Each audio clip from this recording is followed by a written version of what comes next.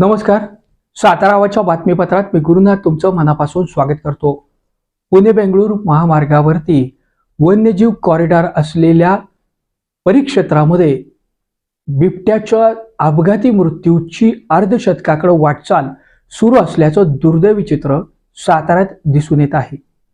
सार्वजनिक बांधकाम मंत्र्यांच्या जिल्ह्यामध्ये वन्यजीवांच्या अपघाती मृत्यूची अर्धशतकाकडे होत असलेली वाटचाल ही दुर्दैवी असल्याच्या भावना वन्यप्रेमी, पर्यावरणप्रेमी तसेच सामाजिक कार्यकर्त्यांकडून नाराजीच्या स्वरूपात उमटू लागलेल्या आहेत.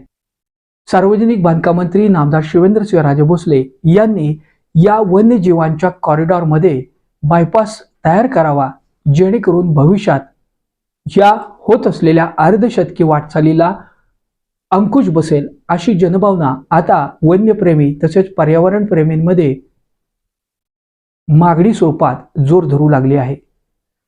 वास्तविक स्वरूपात आज 8 मार्चच्या पहाटे पुणे बेंगळूर महामार्गावर एका मादी बिबट्याचं अज्ञात वाहनाच्या धडकेमध्ये दुर्दैवी निधन झालं. या अपघातामध्ये नेमकं वाहन कोणतं होतं याचा तपास आता वन विभागाकडून सुरू झालेला आहे. या घटनेची माहिती मिळताच सातारा उपवन संरक्षक अमोल सातपुते यांच्या मार्गदर्शनाखाली सहाय्यक वन संरक्षक प्रदीप रौंदाळ, त्याचबरोबर जोपळे आणि शिंदे असे यांच्यासोबतच भरतगावचे RFO अभिजित कुंभार यांनी घटनास्थळी पाहणी केली. अपघातग्रस्त बिबट्याला त्यांनी पुढील सोपस्कार पार पाडण्यासाठी वन विभागात घेऊन गेले.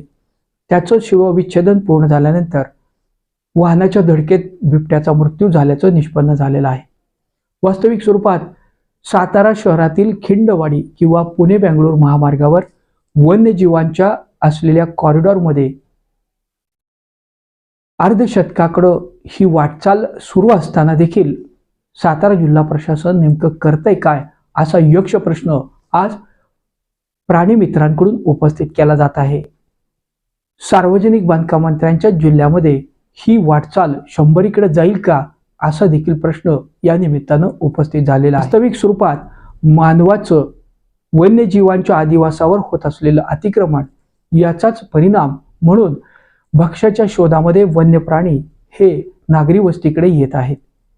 सातारा खिंडवाडी किंवा पुणे बेंगळूर महामार्गावर सातत्यानं 2-4 महिन्याच्या फरकामध्ये वन्यजीव बिबट्याचं रस्ते अपघातामध्ये मृत्युमुखी पडण्याचं प्रमाण हे निश्चितच गंभीर बनत चाललेलं आहे.